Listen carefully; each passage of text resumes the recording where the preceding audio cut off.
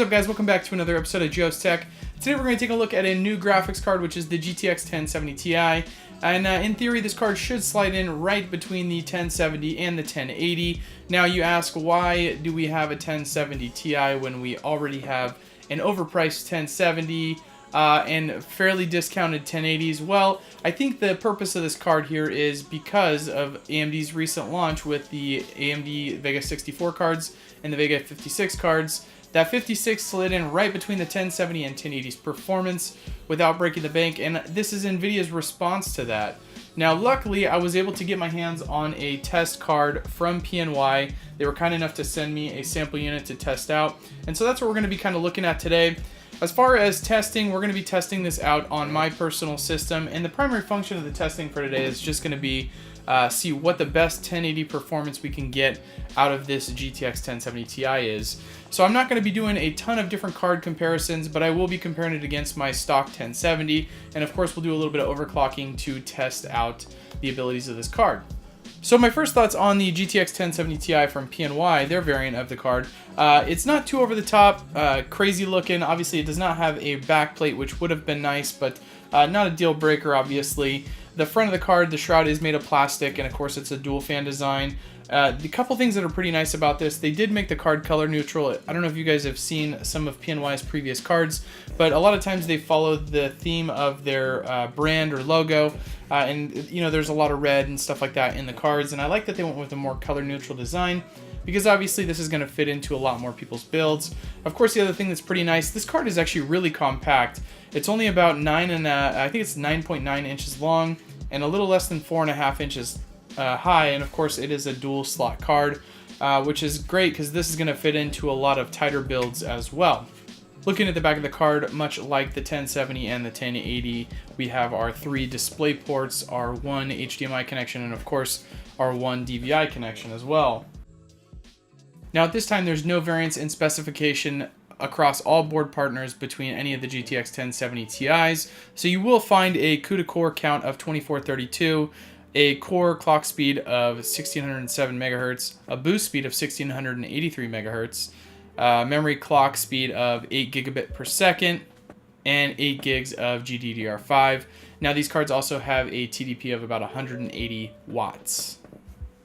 While we run through some benchmarks, why don't I go ahead and chat with you guys about the performance of this 1070 Ti out of the box.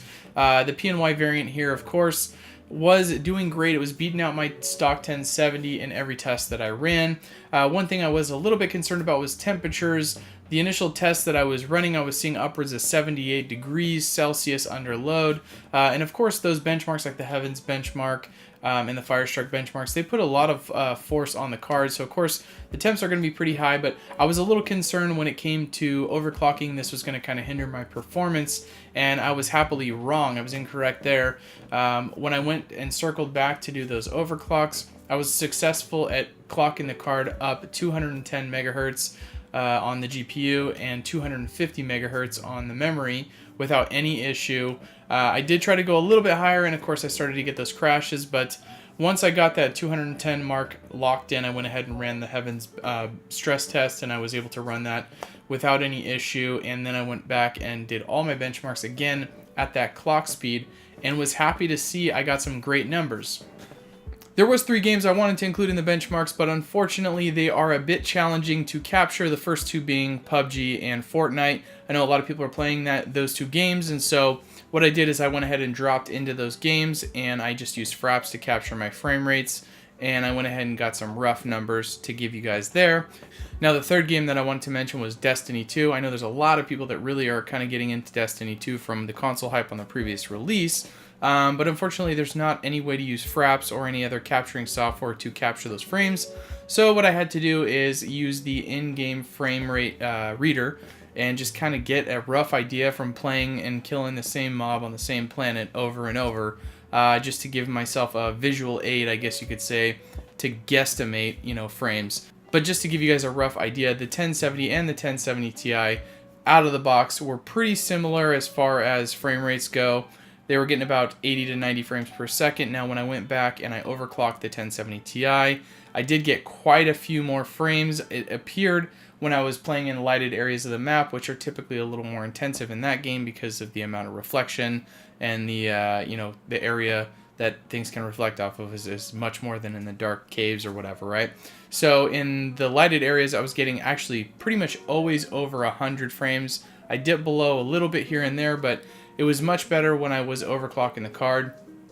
With NVIDIA's lineup seemingly multiplying over the last few months, I could see the decision to buy a new graphics card to be pretty overwhelming for somebody, especially who isn't familiar with all the cards that are maybe out right now.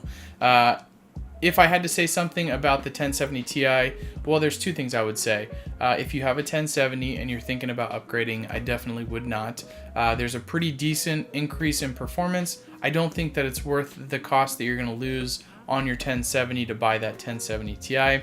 If you are planning to build a new system or you want to upgrade an older card and you're trying to stand at that $500 price point, that's when I think that this is definitely going to be a good purchase. This card that we looked at today has an MSRP of $449 US. There's a lot of standard 1070s that still are priced over that number.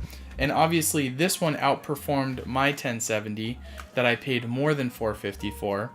This obviously ran a little bit hotter than we would have anticipated, I guess, but to be honest, it didn't hold anything back on the card. It still overclocked amazingly well, and I think that this is definitely going to be a great choice for a lot of people. So that being said, I wanted to just take a quick second to say thanks to PNY for sending this over for me to take a look at and share with you guys, and hopefully this was kind of educating for you guys. If you guys did enjoy this card and you want to see some more of it, I have another build that I'm going to be doing very shortly, and I'm going to be including this, and that's going to be on the Coffee Lake platform, which I think a lot of people might be interested in if they're shopping for new PCs. If you guys have any questions about this card or anything that I missed, feel free to leave that stuff in the comments section below. I'm always happy to hear feedback, of course. If you guys enjoyed the video, don't forget to leave me a thumbs up on the way out or a thumbs down if you hated it. And of course, this has been Joe's Tech. I'll see you guys in the next video.